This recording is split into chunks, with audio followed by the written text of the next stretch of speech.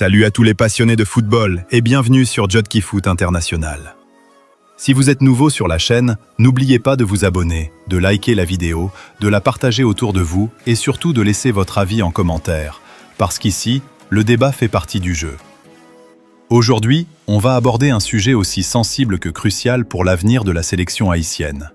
Et si Dukens Nazon n'était pas présent à la Coupe du Monde 2026 ?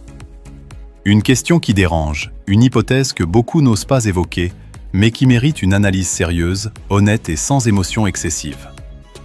Dukens Nazon, c'est un symbole, un leader, un homme qui a porté l'attaque haïtienne pendant des années. Mais le football évolue, les cycles se terminent, et les grandes équipes sont celles qui savent anticiper. Alors, sur quel joueur l'entraîneur doit-il compter ?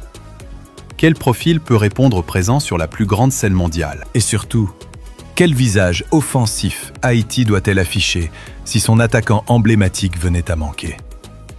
Installez-vous confortablement, parce que dans cette vidéo, on va plonger en profondeur dans ce scénario, analyser les options, décrypter les choix possibles et réfléchir ensemble à l'avenir offensif d'Haïti à l'horizon 2026. Et si Dukens Nazon n'est plus présent dans la Coupe du Monde 2026 pour Haïti, la question ne serait pas simplement « qui va le remplacer ?», mais plutôt comment Haïti doit réinventer son attaque sans son symbole offensif le plus constant de la dernière décennie.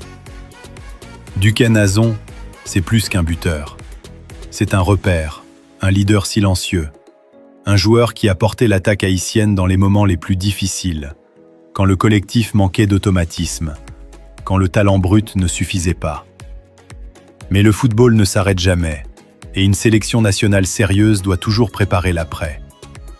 Blessures, baisse de forme, concurrence, choix personnels ou simple logique générationnelle, l'absence de Nazon en 2026 n'est pas une hérésie, c'est une hypothèse réaliste. Alors, sur qui l'entraîneur de la sélection haïtienne doit-il compter ? Quels profils sont capables non seulement de marquer des buts, mais aussi de faire vivre le jeu, de s'adapter aux exigences d'un mondial et d'incarner une nouvelle identité offensive pour Haïti ? Pour comprendre les options, il faut d'abord comprendre ce que Dukens Nazon apporte réellement. Nazon, ce n'est pas seulement un numéro 9 qui finit les actions. C'est un attaquant capable de jouer dos au but, d'attaquer la profondeur, de presser les défenseurs, de créer des espaces pour les ailiers. Il a souvent été le point de fixation du système haïtien, parfois même au détriment de sa fraîcheur physique. Le remplacer à l'identique serait une erreur.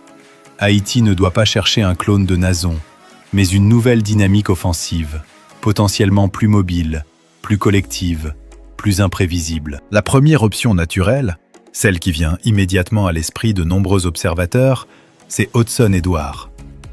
Même s'il est souvent associé à la France ou à son parcours européen, son profil correspond parfaitement aux exigences d'un football international moderne. Hudson Edouard est un attaquant intelligent, capable de décrocher, de combiner, de jouer entre les lignes. Il n'est pas un pur renard des surfaces, mais il compense par sa lecture du jeu, son sens du placement et sa capacité à faire jouer les autres. Dans un système sans Dukens Nazon, Edouard pourrait devenir le pivot offensif, non pas comme un point fixe, mais comme un catalyseur. Il attire les défenseurs, libère les couloirs et permet aux milieux offensifs de se projeter. Son expérience dans des championnats compétitifs serait un atout majeur dans un mondial où chaque détail compte. Cependant, son intégration demanderait une adaptation tactique claire. Haïti devrait accepter de jouer avec un attaquant moins axial, plus libre, plus impliqué dans la construction. Une autre option sérieuse, parfois sous-estimée, c'est Ruben Providence. Providence n'est pas un attaquant de surface classique, mais justement, c'est ce qui peut faire sa force dans une configuration sans Nazon. Sa polyvalence est précieuse. Il peut évoluer sur un côté, en soutien de l'attaquant, ou même comme faux neuf. Dans une équipe haïtienne qui chercherait à compenser l'absence d'un buteur dominant par la vitesse, la percussion et le mouvement, Providence serait un élément clé. Il apporte de la profondeur, provoque les 1 contre 1, oblige les défenses à se désorganiser. Dans un mondial, face à des blocs compacts, ce type de profil peut faire la différence. Providence ne remplacera pas Nazon en termes de volume de buts purs, mais il peut contribuer autrement, en créant des situations, en obtenant des fautes, en participant à un pressing haut. Il faut également parler de Gorby Jean-Baptiste, un joueur qui incarne cette nouvelle génération haïtienne. Plus athlétique, plus discipliné tactiquement, plus exposé au football moderne. Gorby n'est pas encore un attaquant confirmé au niveau international, mais son potentiel est réel. Il apporte une intensité physique, une capacité à presser, à répéter les efforts, qui peut être cruciale dans un système sans Nazon. Si l'entraîneur choisit de jouer avec une attaque collective, où les buts sont répartis entre plusieurs joueurs, Gorby peut devenir une pièce importante. Son rôle ne serait pas uniquement de marquer, mais de gêner la relance adverse, d'user les défenseurs, de créer un climat d'inconfort permanent. Dans une Coupe du Monde, ce type de contribution invisible est souvent sous-estimé, mais elle est essentielle. Un autre nom qui mérite réflexion, c'est Wilson Isidore. Même si son statut international reste en construction, son profil intrigue. Isidore est un attaquant qui aime attaquer les espaces, qui se projette rapidement, qui joue avec intensité. Sans Dukens Nazon, Haïti pourrait opter pour une attaque plus directe, plus verticale, exploitant la vitesse et les transitions rapides. Dans ce contexte, Isidore pourrait être un pari audacieux mais intéressant. Il n'a peut-être pas encore la maturité d'un leader offensif, mais un mondial est aussi une scène où les révélations naissent. À condition qu'il soit bien encadré, bien intégré dans un collectif structuré, Isidore pourrait surprendre. Il serait également réducteur de limiter la réflexion aux attaquants de métier. L'absence de Dukens Nazon pourrait pousser le sélectionneur à revoir entièrement son animation offensive. Pourquoi ne pas imaginer un système sans vrai numéro 9, avec des milieux offensifs très mobiles? Des joueurs capables de se projeter depuis la deuxième ligne, de multiplier les appels, de brouiller les repères défensifs. Dans ce scénario, le rôle de joueur polyvalent, capable de jouer entre les lignes, devient central. Haïti a longtemps souffert d'une dépendance excessive à un seul buteur.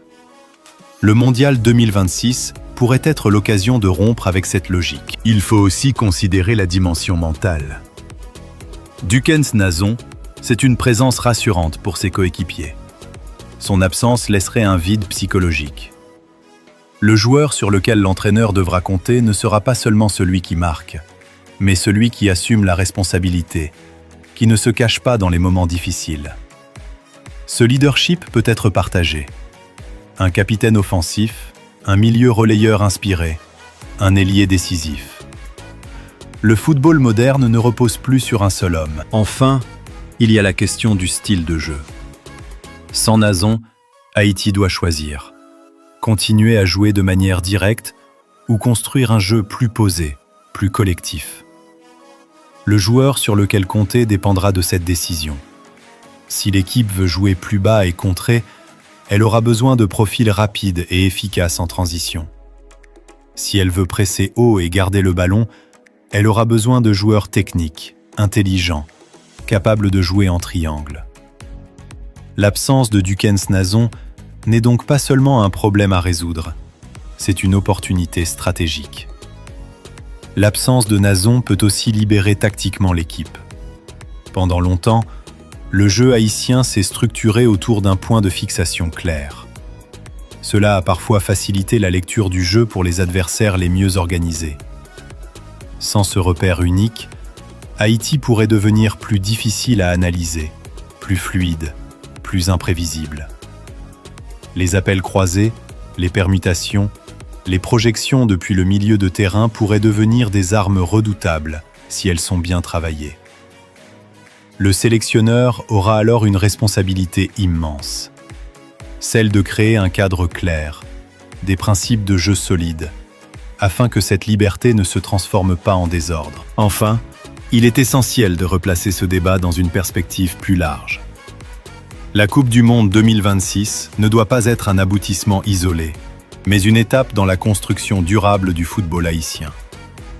Jouer sans Dukens Nazon, ce n'est pas renier son héritage, c'est au contraire lui rendre hommage en prouvant que ce qu'il a construit permet aujourd'hui à d'autres de prendre le relais.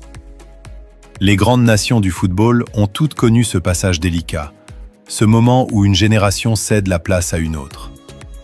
Haïti ne fait pas exception, et il est temps d'assumer pleinement cette évolution. Au final, la vraie question n'est donc pas « qui remplacera Dukens Nazon ?», mais plutôt « quel Haïti voulons-nous voir en 2026 ? Une équipe crispée, nostalgique, tournée vers le passé ? Ou une sélection ambitieuse, audacieuse, prête à surprendre le monde par son énergie collective et sa capacité à se réinventer ? La réponse appartient au staff technique, aux joueurs, mais aussi aux supporters, dont le soutien et la patience seront déterminants. Si Haïti parvient à transformer l'absence de son attaquant emblématique en une force collective, alors la Coupe du Monde 2026 pourrait ne pas seulement être une participation historique, mais le début d'une nouvelle ère pour le football haïtien. Enfin, il y a la question du style de jeu. Sans Nazon, Haïti doit choisir.